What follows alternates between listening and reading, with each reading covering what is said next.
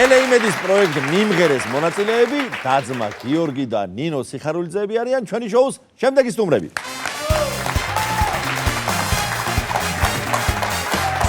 მოდი ძირფასო ხალხო.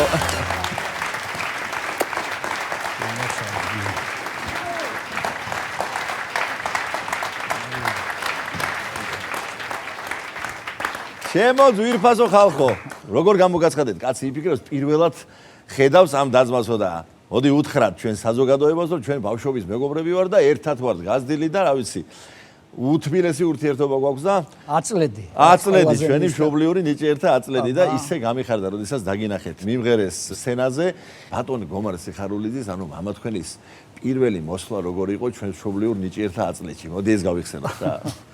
ნუ გვაკითხავდა ხოლმე სკოლა რო დამთავრდებოდა და წასაყვანად და ყოველთვის ვიგვიანებდით რა, ვიგვიანებთ სად არის ესენი, სად არიან და მოგეხსენება როგორი სპორტული მონაცემების კლასი და შემადგენლობა ვიყავით და რა ვიცი, სასკოლო შეჯიბრებებზე რო გავდიოდით, მუსიკოსები მოვიდნენ და ამ დროს დავანგრევდით ყველას რაღაცა ფეოლასი მისი არ იყოს საოცარი გუნდის რა და ერთხელაც მოვიდა, კიდე დავიგვიანეთ, შემოვიდა და გვიყურებდა სულ ყოველთვის რომ თამაშობდით მოედანზე ფეხბურთს რა და მოიშალა. ისე იქ არაფერი არ იყო. აბა და მოიშალა ნერვები და თქვა ზაურ ბოლქოძე იყო მაშინ ნიანგის რედაქტორი და უნდა მივიდეო ზაურისთან და ესე უნდა უთხრაო რომ დაწეროს კაცო ეს სპორტული სკოლაა თუ მუსიკალური. და მე მახსოვს პირველად ნინოს გამო რომ დაიბარეს, ხო? ეს იყო პირველი შემთხვევა და უკანასკნელი მამას მოსვლა ჩემთან სკოლაში, ქალბატონი ლილი სიხარულიძე თუ გახსოვთ. როგორ არ მახსოვს? შესანიშნავი არაჩვეულებრივი ქალბატონი. ჯერ არ დამიჯერა რომ სკოლაში გიბარებენ. გახსოვს ალბათ რომ ესეთი 7 ვიყავდი და შესანიშნავი მოწესრიგებული. თანმიმდევნები რომ სიხარულიძეა და სიხარულიძესო მოვალო რაზეა ლაპარაკიო. მეც ვერ მივხვდი რა უნდა ქალბატონ ליლის. ყელსახვევი არასდროს არ უკეთიაო. სულ ჯიბეში უდევსო. ფორმაზე ყოველთვის ზემოდან ან რაღაცა აცვიაო ან ჯემპრი ან რაღაცა სულ მალავს ამ სკოლის ტანსაცმელსო და ყოველთვის სუნამო ასხიაო. ხო და ეხლა მამა და რაო ქალბატონო ლილი აი რაო ეკითხები დუხს მაჭარივითო. ესე იგი დასკნა გამოიტანა რომ ეს არის რომ მე დუღვა ნამეტანიაო და ეს საბჭოთა სკოლას არ უხდებოდა. შემოდგომა მე რა ჯობია ქალბატონო ლილი ამ შემოდგომაზე უნდა დუღდეს მაჭარივითო. ღირსეული პასუხი მამის და გომარ სიხარულიძის. ეს იყო პირველი და უკანასკნელი სტუმრობა ჩემთან მამასი. შენის გაიხსენეთ თქვენი თანამშრომლობა როგორ შედგა თეატრში? შენი და მამის. ჩვენი თანამშრომლობა იყო უნიკალური. პირველი თან საზღვარგარეთ საფრანგეთში ვდგავ სადიპლომო სპექტაკლს და გომარი კომპოზიტორია და წავედი მამასთან ერთად და ერთ-ერთი აი საწყისი რეპეტიციებია რა.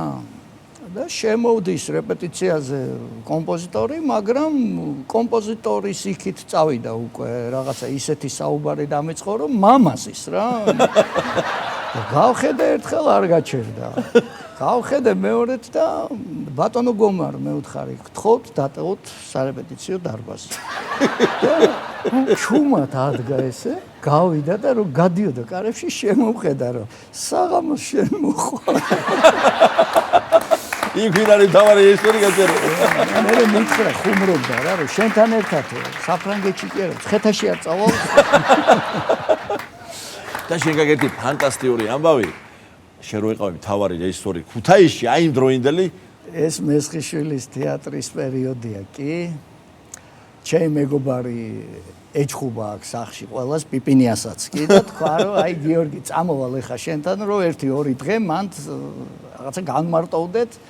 სიამოვნებით მე ვთხარი და დაემთხვა ეს ამბავი რომ მესხიშვილის თეატრში ძალიან დიდი კონცერტია. აი თუ კი ვინმე იცნობ, ყველა ჩამოსულია რომ აი რაღაცა და არის დიდი აურზაური ბილეთები, მაწუხებენ როგორც სამხატვრო ხელმძღვანელს რომ აი გიორგი რაღაცა მოგვიხერხე და ვეუბნები ჩვენი გაკეთებული არ არის ამ კონცერტს თავის პატრონი ყავს და მოკლედ დიდი ამბავი.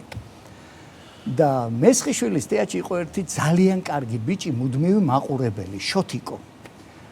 ესე 25-27 წლის იყო თუ არ ვცდები, შეიძლება ცოტა მეტი, ისეთი დიდი ბავშვი. და თავიდან რო ჩავედი და ყველა სპექტაკლს ვესწრებოდი, მიიქცია ყურადღება, იმიტომ რომ გავხედავდი დარბაზში სამწუხაროდ ცოტა ხალხი იყო რა და გავხედავდი, ეს ვინ არის ყველა სპექტაკლზე შოთიკოა და გავუმარჯოს ღმერთმა მეთქი, აი როგორი თეატრალია და როგორ უყვარს მე მსახიობებს რაღაცებს ჩუქნი და და რო ჩამოვდივარ უკვე დამირეკამ ჩემო მეგობარმა რომ ჩამოვედიო ქუთაისში საერთოდ დამყოფი არა ვარ როგორ მოვიდა ბიჭო მე ვთხარი ჩაჯექი ტაქსში და მესხიშვილის თეატრს რო იტყვი ყველა მოგიყვანს და აი რო ჩავდივარ ქვევით შოთიკომ ხდება რომ შეწუხებული სახით რომ გიორგი არ მიშვებენ თეატრში რას ქვია მეთქი შოთიკო შენ არ გიშვებენ თეატრში მივედი დაცვასთან ჩემი ლოჟა ხო არის მე ვთხარი გაუხსნით ჩემ ლოჟას რა ხდება იცი ბილეთებზე რომ სკამები გავანახო და ჩემ ლოჟაში არავის არ შეუშვებთ მეთქი და შოთიკო დაჯდება მარტო და ეს ბიჭი გაოგმდა მადლობის თქმაც ვერ მოასწრო რომ მე გარეთ გავედი უკვე ჩემი ძმაკაცი ჩამოვიდა ჩემ ძმაკაც ვეუბნები რომ მოწამეთაში უკვე რესტორანი ბიჭები ყველანი მზათავართ წავიდეთ აქ აურზაურია დაცვა მოვა დიდი კონცერტია რა არაო შენო რაღაცა ისე მეპატიჟებიო გარეთო რომ რაღაცა თეატრში ეთყობა არა გაქვს კარგი მდგომარეობა. კაი მე ვთხარი, რას მელაპარაკები, წამოდი, როგორ არა მაქვს რა. არა გინდა თუ არა მაჩვენე ერთი როგორ გეპყრობიან, როგორი რა.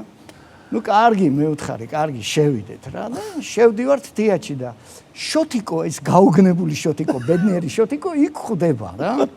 და რო შევდივართ და დაიძრა შოთიკო და ესე მუხლებზე დაიჩოქა და წყალობან უმოუშალოს ღმერთმა გიორგი სიხარულიძეს და ეს ჩემი ძმა მიყურებს ესე ფაშა ხარ თუ ვინ რასაშვები ამ ხალხს დაიმონე მოგენი აი ვერ დაგავი ისე მოხდა რომ აი რომ მოგენდომებინა ამას ვერ დაგავი ფანტასტიკურია ბავშვი ფანტასტიკური ჩემო მეგობრებო მე თქვენ სიმღერის გარეშე არავითარ შემთხვევაში არ გაგიშვებდა რადგან ბატონი გომარი მახსენეთ აი სიმღერა მინდა გთხოვოთ რომელიც უყვარს მთელ საქართველოს და თავისი აი ბუნებით თავისი ლირიკულობით მელოდიურობით გამოხატავს იმ შინაგან ბუნებას რომელსაც მთელი ცხოვრების მანძილზე სცენაზე ასხივებდა ბატონი გომარი და ალბათ სიმბოლური იქნება რომ დღეს ჩვენ შოუში თქვენი პირველი სტუმრობა აი ამ სიმღერით დავაგვირგვინოთ რომელიც ჩარი რამასთვის არის გაკეთებული მაგრამ მიუძღვნა და დაუწერა დედას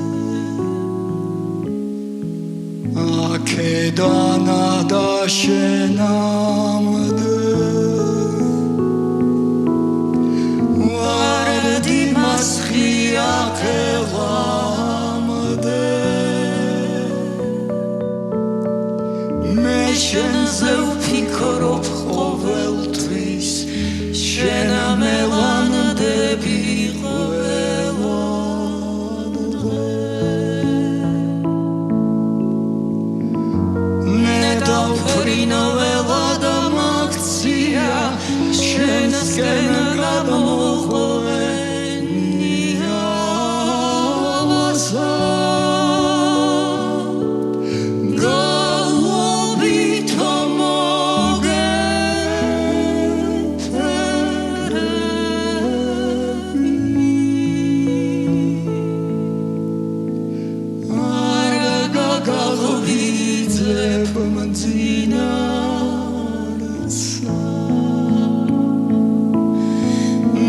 დავფრინველა და მაქცია შენსკენ